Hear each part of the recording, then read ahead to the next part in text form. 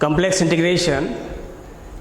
Under the lecture number is to 5.4. We are going to discuss reduction of complex integrals to real integrals. The statement of the theorem is, let the arc L defined by z equal to zt, that is equal to xt plus I yt, a less than equal to t less than equal to b, be continuously differentiable, and let fz is equal to vxy plus I times vxy be continuous over L.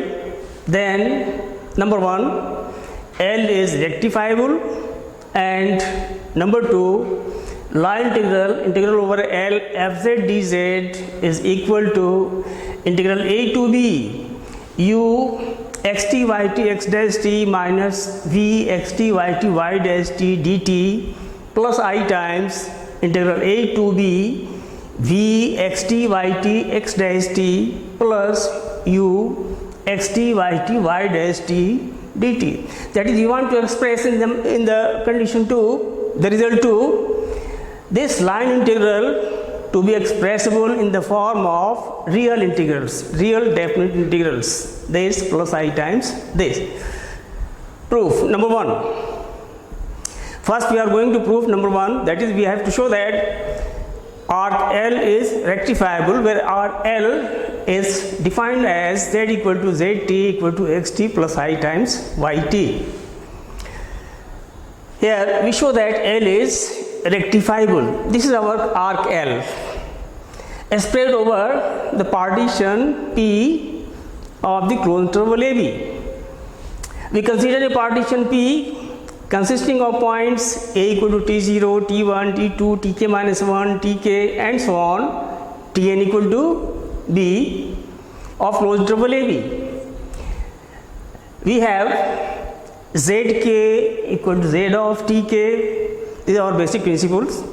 This zk stands for the value of z corresponding to the point tk in this partition, that is equal to xtk plus I times ytk, because z is equal to x plus iy with parameter t. Then, in order to prove that L is rectifiable, we have to show that sigma mod zk minus 1, this is finite, or supremum of P, supremum over P of sigma mod zk minus 1 is finite. So we are proceeding with this summation, sigma mod zk minus 1. Simply we are replacing it by ztk minus ztk minus 1. Value of ztk will be xtk plus I times ytk. Similarly, for xztk minus 1, it will be xtk minus 1 plus I times ytk minus 1. Simply we are doing computation work by putting the values of ztk and ztk minus 1 in this expression. So, bifurcating real and imaginary parts in the next step, this is equal to sigma mod xtk minus 1 plus I times ytk minus 1, and this will be less than equal to splitting it into two parts by applying the property of modulus.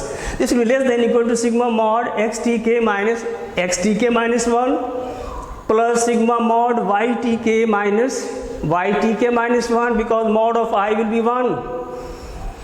So this sigma mod zk minus 1 is less than equal to sigma mod xtk minus 1 plus sigma ytk minus 1. So point number 1.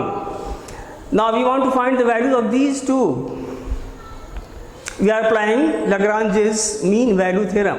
By Lagrange's mean value theorem of differential calculus, xtk minus 1 will be equal to tk minus 1 times x dash alpha k. ytk minus 1 will be equal to tk minus 1 times y dash beta k. Suppose number 2, number 3, where alpha k, beta k belongs to the open interval tk minus 1, tk. Since zt is continuously differentiable from this statement, the derivative x dash t and y dash t are continuous on closed interval AB. So it will be bounded also on the closed interval AB. So by definition of boundedness, there exists a positive number m such that mod x dash t is less than equal to m, mod y dash t is less than equal to m. So point number 4, for all t belonging to closed interval AB. Now we are combining 1, 2, 3 and 4.